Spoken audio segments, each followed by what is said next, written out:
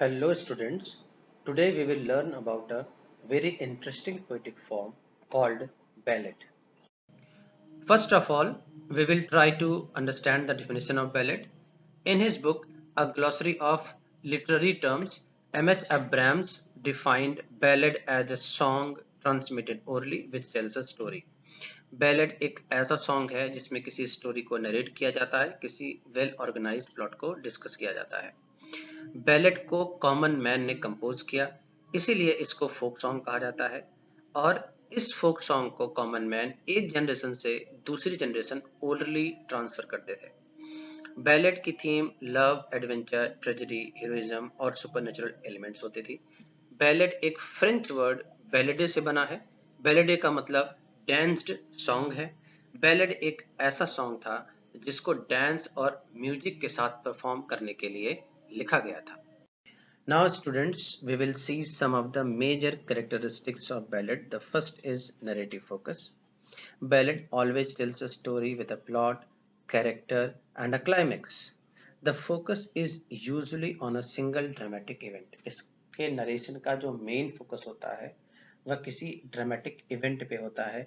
वो इवेंट एक tragic romance हो सकता है, कोई बिट्रेयल हो सकता है, मर्डर हो सकता है या कोई हिस्टोरिकल बैटल हो सकता है। इस ड्रामेटिक इवेंट में बहुत ज़्यादा इमोशन इन्वॉल्व होगा, बहुत सारा एक्शन इन्वॉल्व होगा।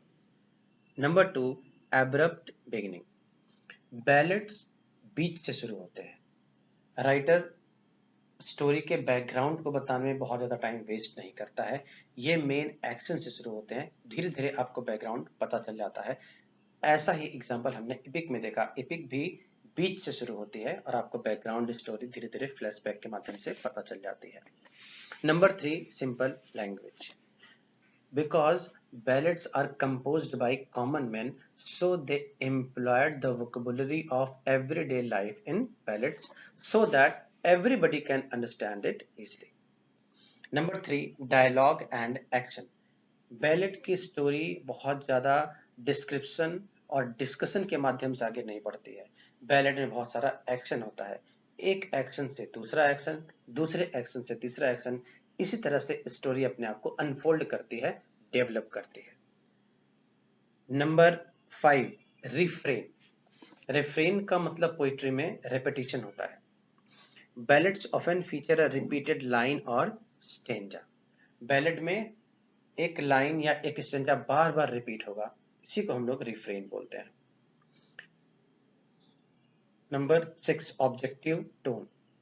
The narrator is usually a detached observer who tells the story without inserting their own opinions or emotional commentary. हमारा जो नरेटर है वो एक अनबायस्ड है, वो अपने इमोशन को एक्सप्रेस नहीं करता है, वो किसी की साइड नहीं लेता है। स्टोरी जैसे होती है उसको वैसे ही वो नरेट कर देता है। Ballads are of two types. First is folk ballad, जिसको हम ट्रेडिशनल बैलेड भी बोलते हैं, and the second is literary ballads. अभी तक इस वीडियो में हमने जो भी बातें करी हैं वो फोक बैलेड या ट्रेडिशनल बैलेड्स के बारे में करी है।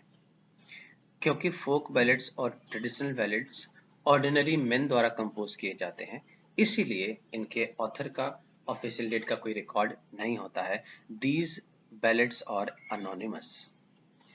Some of the famous example of traditional ballads are Sir Patrick Spens, The Three Ravens, and Barbara Allen.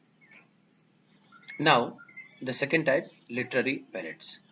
Literary ballads emerged during romantic era. इनको romantic age में लिखा गया, प्रोफेशनल पोएट्स और राइटर्स के द्वारा लिखा गया। इन राइटर्स ने ट्रेडिशनल बैलेड्स की फॉर्म को, स्टाइल को, थीम को कॉपी किया, कॉपी करके अपने बैलेड्स को कंपोज किया।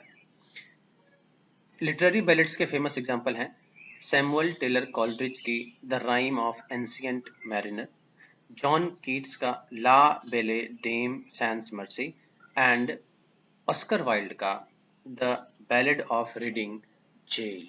Students, it is very important to know about ballad meter and its rhyme scheme. A ballad is always written in a ballad stanza. Ballad stanza को हम लोग क्वाट्रेन कहते हैं। यह एक 4 लाइन स्टेंजा होता है जिसमें सेकंड और फोर्थ लाइन राइम करती है। मीटर बैलेट स्टेंजा की फर्स्ट लाइन आयम्बिक टेट्रामीटर में होती है, सेकेंड लाइन आयम्बिक ट्राईमीटर में होती है, थर्ड लाइन आयम्बिक टेट्रामीटर होती है और फोर्थ लाइन अगेन आयम्बिक ट्राईमीटर होती है। आयम्स, आयम्बिक टेट्रामीटर, आयम्बिक ट्राईमीटर और आयम्बिक पेंटामीटर। ये वर्ड्स आपको बहुत कठिन लग रहे होंगे, अभी समझ में नहीं आ रहे होंगे। जब हम लोग मीटर की वीडियोस को देखेंगे तब हमारा कॉन्सेप्ट क्लियर हो जाएगा और हमको ये वर्ड्स और ये टर्म बहुत आसान लगेंगे। The rhyme scheme of ballot. The standard rhyme scheme of ballot is ABCB, जिसमें दूसरी और चौथी लाइन आपस में राइम करती है। कभी कभी इसकी राइम स्कीम ABAB भी होती है। इन शॉर्ट हम लोग ये कह सकते हैं कि बैलेड एक ऐसा सॉन्ग है जिसमें किसी स्टोरी को नरेट किया जाता है और उस स्टोरी में कोई ड्रामेटिक इवेंट डिस्कस होता है जिसमें बहुत सारा एक्शन और इमोशन इन्वॉल्व होते हैं। बैलेड को हम लोग फोक सॉन्ग भी कहते हैं क्योंकि इसको आम आदमी द्वारा कंपोज किया गया और इसको ओरली एक जनरेशन से दूसरी जनरेशन में ट्रांसफर किया गया। बैलेड हमेशा बैलेड स्टैंजा में लिखा जाता है जिसमें रिफ्रेन होता है। रिफ्रेन का मतलब किसी स्टैंजा की एक लाइन या एक स्टैंजा पूरा बार बार रिपीट होता है। बाद में 18th सेंचुरी 19th सेंचुरी में रोमांटिक पोएट्स ने ट्रेडिशनल बैलेड्स की नकल करके बैलेड्स को लिखा जिसको हम लोग लिटरेरी बैलेड्स के रूप में जानते हैं। स्टूडेंट्स, अगर इस वीडियो से आपको कुछ भी सीखने को मिला हो, आपको कोई वैल्यू मिली हो, तो ज़रूर से इस चैनल को सब्सक्राइब करिए, वीडियो को लाइक करिए। अगर आपकी कोई क्वेरी है तो कमेंट बॉक्स में कमेंट करके मुझे ज़रूर बताएं। Thank you very much.